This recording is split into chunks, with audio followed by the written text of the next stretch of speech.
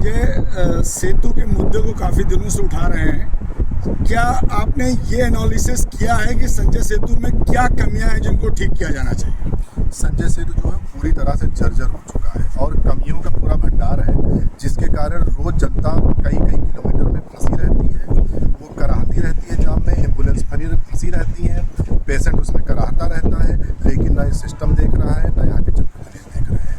आज पिछले 8 वर्षों से लगातार इसका मीडिया ट्रायल हो रहा है, आज तक कोई भी इसका स्थायी समाधान नहीं निकला कि इसको कैसे ठीक किया जाए।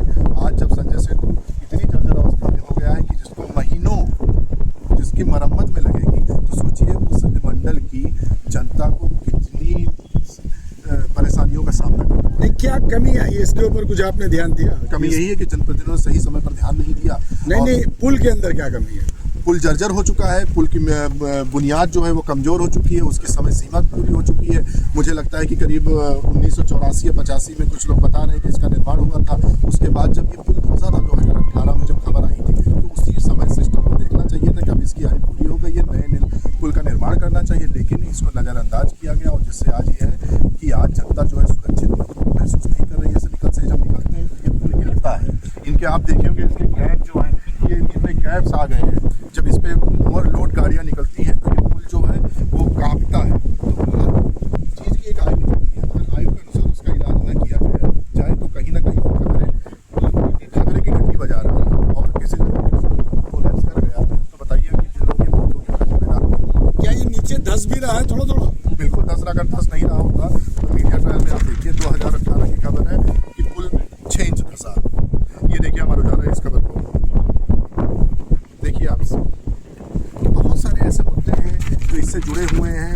लोगों की सुरक्षा का मामला है। ये जनता श्रावस्ती पूरी दुनिया को संदेश देता है भगवान बुद्ध का। भगवान बुद्ध ने यहाँ पे सबसे ज़्यादा जीवन बिताया। अपना 16-17 देशों के लोग यहाँ पे आते हैं, चाहे जापान हुआ, कंबोडिया, थाईलैंड, म्यांमार, बर्मा, आपका वियतनाम हो गया, जापान हो गया, मलेशिया, सिंगापुर। तो वो लोग जब इस जाम में फंसते होंगे तो क्या सोचते होंगे? ये बताइए, अभी आप ये कह रहे थे कि यहाँ जाम लगता है, बहुत लोगों का सही समय पर इलाज नहीं हो सकता है।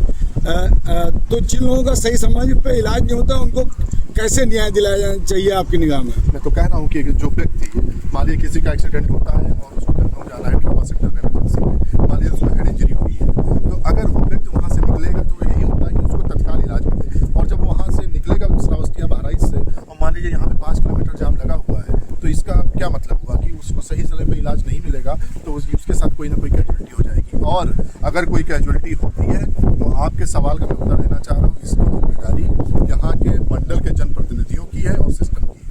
आप मांझे वाली कोई बात कर रहे थे कि सरकार ने अभी कल एक घटना घटती है जिसमें चाइनीज मांझे से किसी का गला कट जाता है, तो उस पर मुख्यमंत्री की तरफ से और सरकार की तरफ से स्टेटमेंट आता है कि अगर मांझे से किसी व्यक्ति की जान जाती है तो उसे हत्या माना जाएगा। मान लीजिए जर्जर संजय सेतु ये कांप रहा है, इसकी समय सीमा पूरी हो गई है, और कल अगर इसमें कोई गाड़ी ये कोलैप्स होता है, किसी की जान जाती है, तो मैं कहता हूँ कि वो भी कहीं ना कहीं हत्या ही मानी जाएगी, क्योंकि उसमें भी सिस्टम की और यहाँ के जनप्रतिनिधियों को इसको नज़रअंदाज करने की जरूरत है। क्या सरकार से आप ये मांग रहे हैं कि जो लेट हो जाए गाड़ियाँ और किसी की मौत हो जाए तो उसको हत्या की प्रति में रखा जाए? बिल्कुल, हमने सोशल मीडिया के माध्यम से कहा है, हमें जो सवाल पूछा है कि अगर किसी की मृत्यु होगी तो उसको क्या समझा जाए, उसको हत्या समझा जाए या सिस्टम का फेल्योर माना जाए। और सबसे बड़ी चीज़ ये है कि समझा जाए की बात नहीं सर, आप डिमांड रख रहे हैं कि उसको हत्या माना जाए या उसको हत्या ही मानी जाए। अगर सिस्टम फेल्योर हो रहा है तो कहीं ना कहीं तो हत्या ही हुई, क्योंकि उसमें उस व्यक्ति की गलती नहीं है। भाई वो अपने घर से निकला, उसका एक्सीडेंट हुआ है, वो इलाज के लिए लखनऊ जा रहा है, अगर 5-6 किलोमीटर लंबा जाम लगा हुआ है, तो इसमें किसका फेल्योर है? इसमें उस व्यक्ति का फेल्योर नहीं है, सिस्टम का फेल्योर है। इसलिए उसको सरकार उसकी जिम्मेदारी ले कि उसके परिवार की उसकी जिम्मेदारी, उसके इलाज अगर उसके साथ कोई फैसिलिटी होती है तो उसकी जिम्मेदारी कौन लेगा? या तो सरकार ले या यहाँ के जनप्रतिनिधि ले। और उसको हत्या की प्रति में माना? बिल्कुल हत्या की प्रति में माना जाएगा। अगर मंझे से कटने से अगर व्यक्ति को हत्या माना जाएगा तो पुल के गिरने से भी उसकी हत्या ही मानी जाएगी।